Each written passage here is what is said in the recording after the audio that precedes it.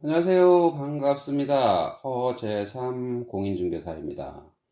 제가 오늘 준비한 영상은요, 임대차 3법에 대해서 말씀드리겠습니다. 윤석열 정부가 본격적으로 출범했지만 아직까지 부동산 시장은 조용합니다. 이런 가운데 올해 하반기 전세 대란 우려가 커지자 새 정부가 이른바 임대차 3법의 부작용 줄이기에 나섰습니다. 본격적인 영상 시청 전에 구독과 좋아요 부탁드립니다. 더 유익한 영상으로 보답드리겠습니다.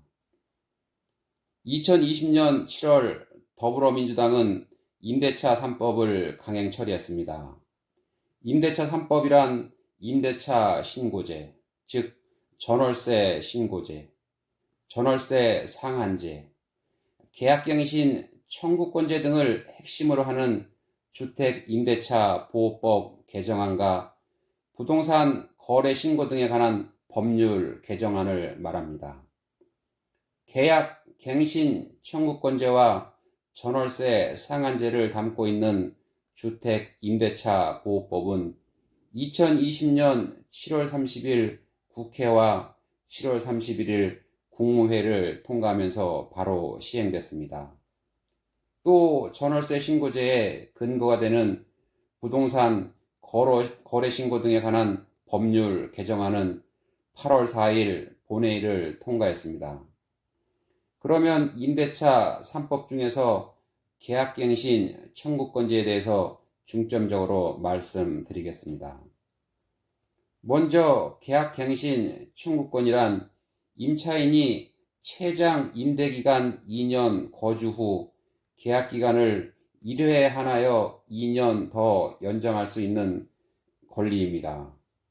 즉 임차인은 법적으로 한 곳에서 2년까지는 거주할 수 있었는데 계약갱신 청구권제가 생기면서 거주기간이 4년으로 늘어난 것입니다. 기본적으로 전세계약은 2년 단위로 하고 월세계약은 1년 단위로 계약을 합니다. 계약갱신 청구권제가 생기기 전에는 계약기간 2년이 종료되면 다른 곳으로 이사를 가야 했습니다. 임차인은 2년마다 다른 곳으로 옮겨 다녀야 하는 불편함이 있었고 임대인도 새로운 임차인을 구해야 하는 어려움이 있었습니다. 물론 임대인과 임차인이 상호 합의하에 계속 거주하는 분도 있습니다만 여하튼 법적으로는 거주기간이 2년이었습니다. 이 제도는 임차인의 주거 안정을 위해서 만든 법이라고 할 수 있습니다. 그러면 계약갱신 청구권제 이전의 법률 조항을 한번 살펴보겠습니다. 임대차보호법 제4조 임대차 기간 등을 보시면 제1항 기간을 정하지 아니하거나 2년 미만으로 정한 임대차는 그 기간을 2년으로 본다. 다만 임차인은 2년 미만으로 정한 기간이 유효함을 주장할 수 있다. 2항 임대차 기간이 끝난 경우에도 임차인이 보증금을 반환받을 때까지는 임대차 관계가 존속되는 것으로 본다 라고 명시되어 있습니다. 계약갱신 청구권은 계약기간 2년으로 살던 임차인은 물론이고 기존의 연장이나 해지에 대해서 임대인, 임차인 상호 간에 아무런 의사표시가 없어 자동으로 연장된 묵시적 갱신으로 4년을 살고 있었던 임차인도 해당되는 제도입니다. 계약을 갱신하겠다는 의사표시는 임차인이 계약기간 만료일 6개월 이전부터 1개월 전까지는 임대인에게 사전에 의사표시를 해야만 합니다. 그리고 하나 유념하셔야 할 것은 2020년 12월 10일 이후에 계약한 집이나 갱신한 집이라면 1개월 전이 아닌 2개월 전까지는 의사표시를 해야 된다는 점도 꼭 기억하셔야 합니다. 이렇게 임차인의 권리가 강화되었지만 그에 따르는 의무도 있겠지요. 임차인이 이기의 차임액에 달하도록 월세를 연체하거나 그 밖에 임차인으로서의 의무를 현저히 위반한 경우에는 계약갱신 청구권을 요청할 수 없습니다. 또한 임대인 본인이나 직계가족이 직접 들어와서 살겠다고 하면 계약갱신 청구권을 행사할 수 없습니다.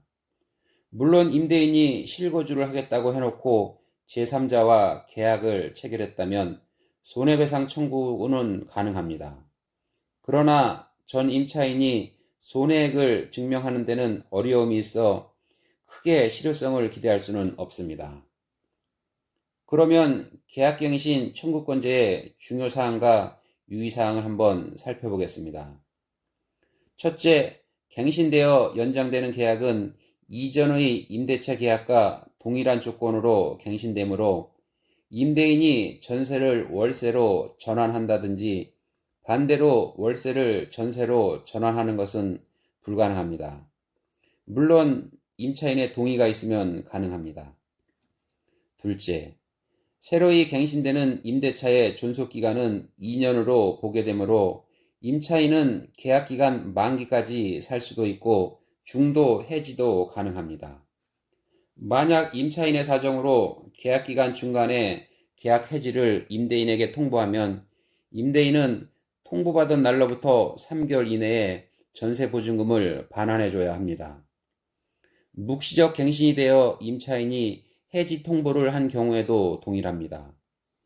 해당 기간이 지나서 보증금을 반환해주면 임대인은 지연이자를 지급해야 합니다. 물론 임대인의 중도 해지는 불가합니다. 셋째, 계약갱신 청구권은 2년 계약기간 만료 후 1회에 하나여 행사할 수 있습니다. 넷째, 임차인이 계약갱신 청구권을 행사하여 계속 거주한다면 임대차 계약서를 새로이 작성하거나 금액 변동이 없으면 기존 계약서 특약사항란에 본 계약은 임차인이 계약갱신 청구권을 행사하여 존속기간이 2년 더 연장되는 것이다 라는 문구를 명기해야 할 것입니다. 임대차 3법은 경제적 약자인 임차인을 보호할 목적으로 출발했지만 전세 물건이 줄고 가격이 급등하는 등 부작용도 적지 않았습니다. 임대인은 기존에 있던 전세를 월세로 전환하는 경우가 많았습니다. 그리고 올해 거래된 임대차 계약 가운데 월세 비중은 50%가 넘었습니다. 그동안은 전세 비중이 높았는데 월세 계약이 절반을 넘긴 건 이번이 처음입니다. 계약갱신 청구권제가 종료되는 올해 7월에는 부작용이 클 것이라는 우려가 커지고 있습니다. 2년 전에 서울에서 계약갱신 청구권제와 5% 가격 상한제를 통해 전세를 재계약한 아파트가 계약을 다시 갱신하려면 평균 1억 2천여만 원이 필요하다는 분석도 나왔습니다. 새로운 임차인이 입주하면 최대 4년간은 연 5% 이내에서만 임대료 인상이 가능하기 때문에 임대인들이 전세보증금을 대폭 올릴 것으로 예상됩니다. 새로운 정부에서는 임대차 3법을 폐지하거나 개정할 움직임도 보이지만 현재의 여소야대 상황 속에서는 법 개정도 쉽지 않은 상황입니다. 따라서 부분적인 개정이 이루어질 것으로 보여집니다. 임대차 3법 2년 차인 8월달이 얼마 남지 않은 상황에서 전셋값 인상폭을 시세보다 낮게 책정하는 착한 임대인들에 대한 세금 우대 등 임대인에게도 실질적인 도움을 줄 수 있는 법 개정이 이루어져야만 할 것입니다. 저는 오늘 임대차 3법에 대해서 말씀드렸는데요. 다음 시간에 새로운 영상을 가지고 다시 돌아오겠습니다. 감사합니다.